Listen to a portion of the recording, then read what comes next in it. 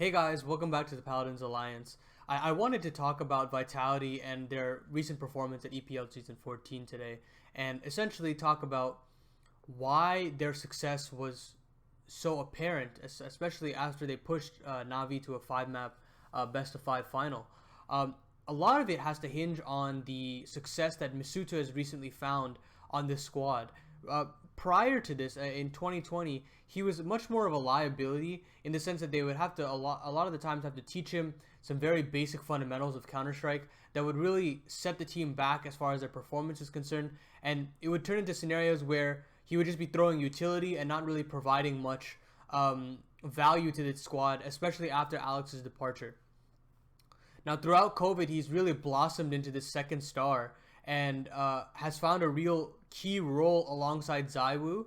And with the nature of his consistency ramping up, he could be a really key piece as to how they succeed at IEM Fall as they are right now, actually, and at the major beyond as well. So the first thing I wanted to take a look at is his actual stats from EPL Season 14. And you can see here, the stats don't necessarily jump off the page, right? But the DPR and KST percentage is always what I want to point you towards, obviously, here. So his DPR is going up, and for that reason, his assists are also going up. He's surviving a lot more by getting damage off through utility and like the first couple of bullets. And the other thing is he's also creating more trade situations for his team overall. So prior to this, he would actually go in second in the bomb sites. He would be anchoring more difficult positions, and for that reason, he would actually get less kills, less impact overall, and actually turn into a liability, right? So when I go to the individual statistics, you can see here the opening kills and deaths ratio is 0.96 in this situation right here. And this is much more impressive as to the beginnings of his time on Vitality, where he was much more of a person who would just be dropped into the game and kind of figure out as you go as to what his role is on the team and as to what his strengths and weaknesses are, right? So in his individual statistics at his first event at EPL season, I believe 11. Yeah, I believe season 11.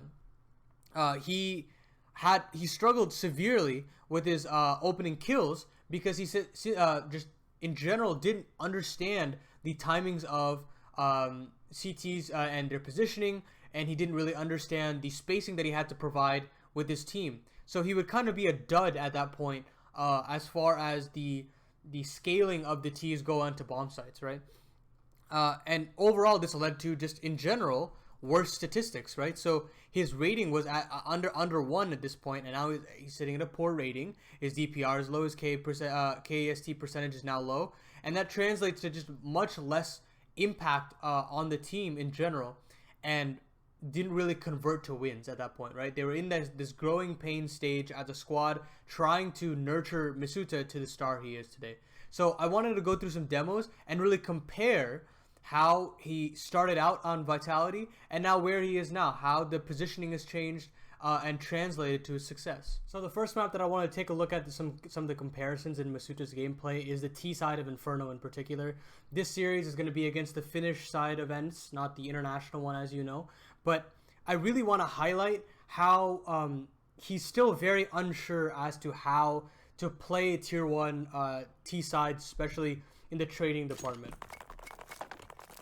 So see here, Misutaaa and Apex want to go for apps control as usual, but you see there in the X-ray that Ariel and Sergey also want to play aggressively in the halls, and this fight here basically decides the round, and a lot of it hinges on whether or not Misutaaa can rise up to the occasion.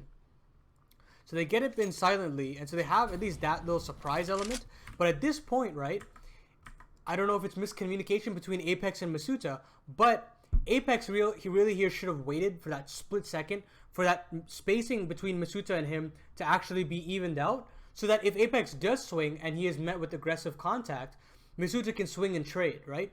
But in this case, Apex is a little far forward, Misutaaa is a little far behind. He missed that slight movement on the railing of the balcony, and for that, Apex is going to get punished here, and Misutaaa can't back him up, right? Ariel gets caught. Ariel catches him out, and now Misutaaa has a job to swing, and obviously the spacing is off, so he can't actually get that kill. Right? So he fights, and he really gets dinged, gets his bell rung pretty easily there. And so, and now at this point, right, you should cut your losses as Misutaaa here. You should say, okay, Hals is gone. I can honestly just go all the way to back to my teammates. I can regroup. We can go to take arches. We could go to banana.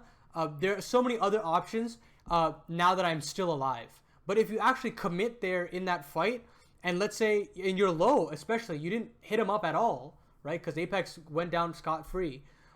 The round is just lost, right? And that's exactly what happens here.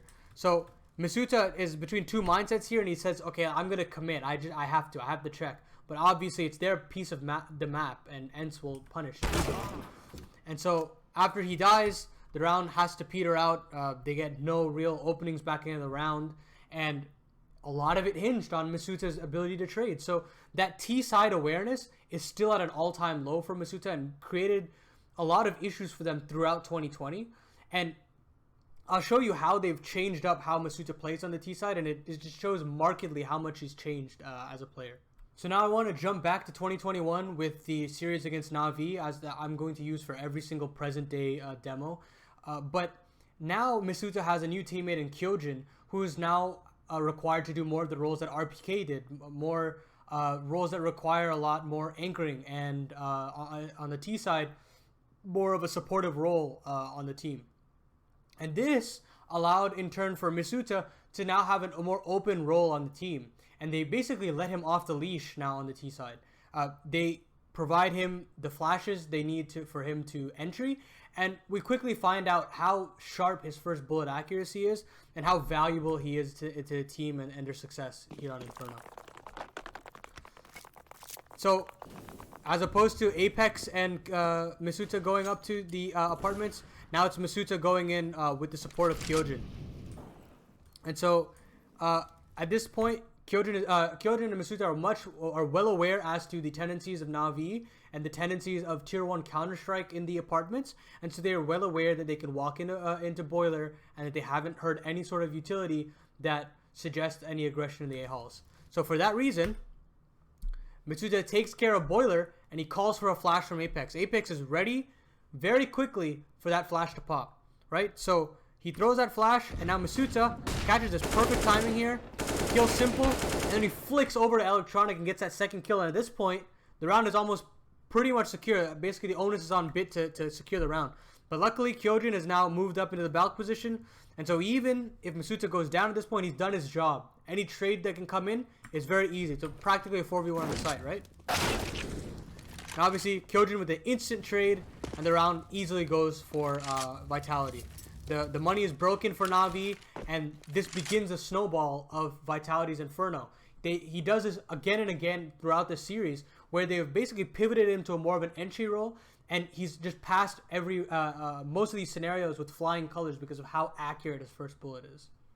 Now shifting over to Mirage, I want to go back to 2020, where they played Complexity, the original lineup that played at the Blast Spring way back when when LANs were still around.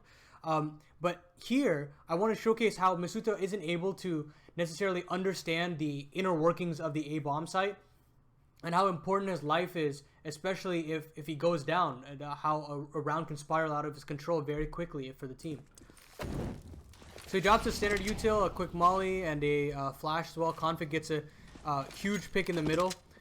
And now, once middle is gone, you know, one prong of an A attack is now opened up, right? Connector is obviously opened up. So the job for Misutaaa here is to either play passive underneath maybe Balk, or play passive and jump spot at the ticket position. So instead, Misutaaa basically gambles, a very bad gamble, especially when you have absolutely no information on the rest of the map, to play aggressive and ramp, right? So he basically flirts with the idea to stay underneath Balk, and then he says, okay, well, now I'm going to do what other people do, where they just jiggle peek for contact and then smoke themselves off. So he has a flash to check. He gets that false info, right? So now he's like, okay, well, now I can jiggle peek, right? So he keeps jiggle peeking, and now the utility starts coming in, and he just throws his smoke early, right? And now he has an opportunity to get out, right? He's somehow still like lucked his way out of this situation where he could still move to balcony and get 1 kill or 2 and try to turn the tides of the round. But again, he is the only person here. There's nobody else. There's absolutely nobody else, right? Apex is in jungle. RPK is still in market. Shox is on the B bomb site. It's impossible for him to win the round, right? He has to survive for as long as possible. That is your job as an anchor. And so instead he decides to play in front. He can hear all of the utility. He gets flashed. He gets killed very easily. The round just spirals out of control, right? Because nobody can play in front of the smokes at that point. He's the only one within the bomb site. And the round just easily falls out of their control, right? It's a very easy round to collect in the sense that if he plays it a little bit more safer, if he understands the T timings and when pay attention to the radar and understand that when all the T's are off the radar, you have to be able to play with some respect. You can't necessarily give your life away for free, right? The round just falls apart. The tier 1 opposition is very, very crafty with pistols and force buys that you can't really mess around in even in these force buy situations. But we'll jump into the series that he had with Na'Vi, where they move him over to the B bomb site, and you can see easily that elevation in understanding of T angles and where T's could be. So we've done a couple of videos already on other B anchors in the international space, but I want to highlight how Misutaaa has not only moved positions from the A side to the B side now, but he's also understood the value of his life as an anchor on a bomb site and how a round can just completely evaporate if he dies very early. And this also showcases how he is incorporating more passive play into his game, into his play style, and how much that elevates his gameplay overall. So it's the first round for guns with Na'Vi, and the Vitality side decided to play for Cat through this entire exchange, and Misutaaa is the only person on the bomb site. So essentially, it is the same type of situation as when he was on the A bomb site. But in this situation, he realizes, look, I have to play more passively. If I die, this round is over. And he gets rewarded for playing this passive. They have nobody in the market as well. So a lot of it hinges, again, on Misutaaa for him to deliver here. He's not had a good game, but this round, he delivers 100%. So here's that flash pop, and now he's kind of alerted by it. And he says, okay, I'm gonna shift over now, slowly to that position underneath the window. And that molly signifying that some kind of B pressure is on the way. And then Na'Vi decide to strike. He plays anti-flash, he dodges the flash, and now watch this beautiful sequence that goes through. Misutaaa hits a beautiful one on electronic and perfecto right after. And now he realizes, right, that he has those 2 kills. They have to flush him out. They have no idea. They can't advance into the site without killing him. And luckily, this is the beauty of their B setup. You have Shox holding in Cat. So they have to kill Shox first and then Misutaaa. And Misutaaa still has 50 HP. He could probably take another one out. And meanwhile, ZywOo has moved around the market smoke. And he's also there to get sightlines and apps. So this round just can evaporate, right? And to just double down, Misutaaa gets another one. And while he does die at the hands of Simple, ZywOo is pushed up into the market, right? And he mops up the apps play.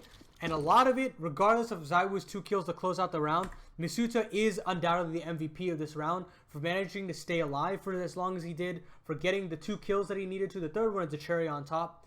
And also elevating his players around him, ZywOo and Shox, respectively. So this last map that I want to compare between Misutaaa from 2020 and then Misutaaa from late 2021 is this, again, revisiting this map 3 of Ents and Vitality.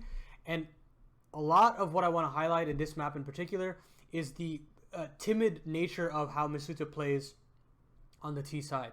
He's much less willing to actually take aggressive angles and take fights. He doesn't have that confidence in his aim to really one bullet any opposing CT players. And you'll see that here where he tries to go aggressive in a slight way when he tries to entry in a cat exec, but it really collapses because of how unaware he is of CT trading and CT angles when he tries to entry. So this round, he is first tasked to hold mid for an aggressive cat push. But the problem with this is is at this point in time, RPK has moved all the way to lower, right? He has sight lines into upper.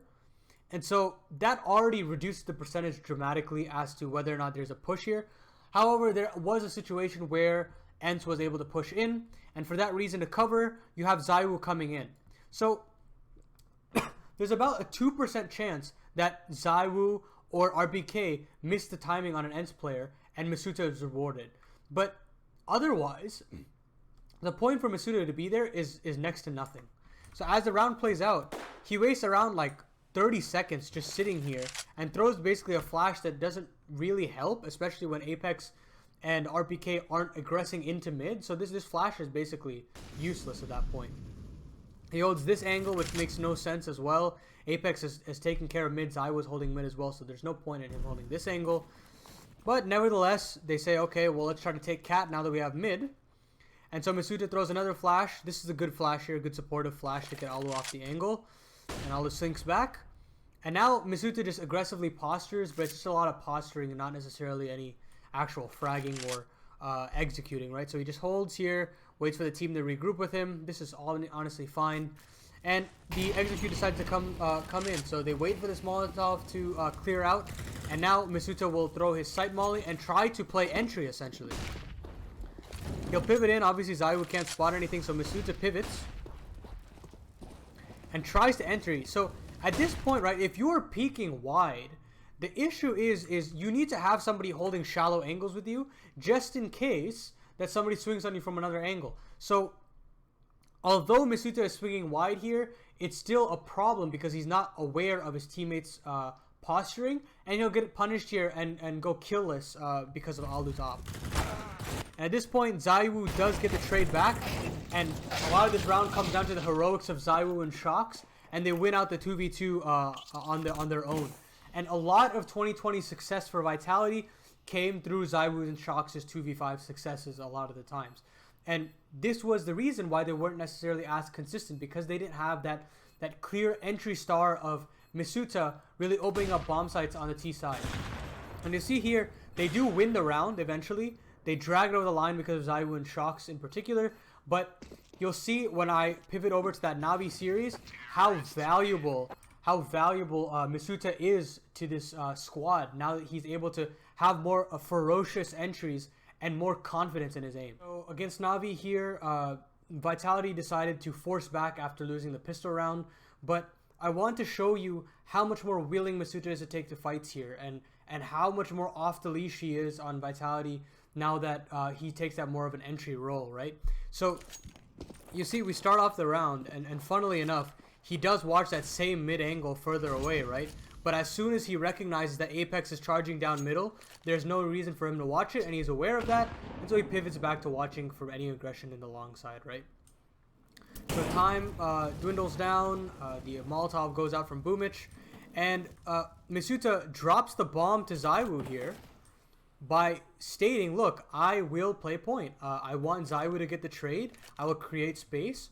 And watch how he very smartly takes the angle here. He goes wide and makes sure that there's enough space for Kyojin or ZywOo to peek out and have a sightline on corner of long, as well as if they want to also fight the close right angle as well. So Misutaaa swings. He gets the kill on Boomich there. And although Simple gets a trade onto ZywOo there and drops the bomb, Misutaaa and Kyojin are very aware to pursue the angle further, and Misutaaa grabs his AK, right? So at this point in the round, we have a couple things going on. So Apex has just died in Catwalk, and Shox is going to come up through Cat eventually. But if they're aware of that, so as the round progresses, Shox is going to march up, and the main point of contention here is Misutaaa realizes, look, I have the best weaponry. They're well aware that there's one more person on Cat. We can't allow Shox to die for free. And the only way that we could do that is if we could draw attention to the only weapon in the game. So the onus is on me. He realizes this, and instead of slinking back and giving the IK to Kyojin, he takes matters into his own hands and he fights valiantly in this round. So he marches up slowly but surely, and here he hits a blinder on an electronic. Taps him out, And then once that smoke, both the cross smokes have been dropped, Misutaaa is ready right before that smoke plumes to kill Bit. And regardless, this is great from Perfecto, honestly, that he's aware that there's still a cat prong coming in. And he takes out Shocks. And so now the 2v1 ensues. And Misutaaa in other situations might have actually planted the bomb there and let whoever his teammate play out the 1v1 in case the smoke is pushed. But here he drops the bomb to Kyojin and he says, look, I believe in myself to fight here till death, and I'm going to win the round for Vitality. So he holds. He's still aware that Perfecto is around the cubby position. Eventually Kyojin says, okay, look, I'm going to get you some information. I'll go aggressive, and he does. He gets punished for it. And luckily, Misutaaa closes out the round very easily with a beautiful 4K, showcased by beautiful aggression, tempered understanding of how the entry angles work, and basically giving space to the rest of his teammates as well to make sure that he is not the end-all be-all of the situation, that there's always room for another teammate to take center stage in the round. So all in all, the future for Vitality remains quite bright, especially after having Shocks and ZywOo play as well as they have been, alongside the beautiful entries of Misutaaa, and pair that with how well he's been playing on the CT sides as well, being able to anchor down difficult bomb sites like the B bomb site of Mirage. I think that the capabilities of Vitality in the future and the amount of consistency that they're gaining, they're going to be a really big threat at the major, and I could very well see them go deep at Stockholm itself. So if you like this video, hit the subscribe button. I'm trying to get to 1K subscribers by the end of the year. We're nearing 400, so thank you so much for that. And if not, then hit the like button, hit the notification bell, all that good stuff. And I'll see you guys next week for some more good Counter-Strike content. So, peace.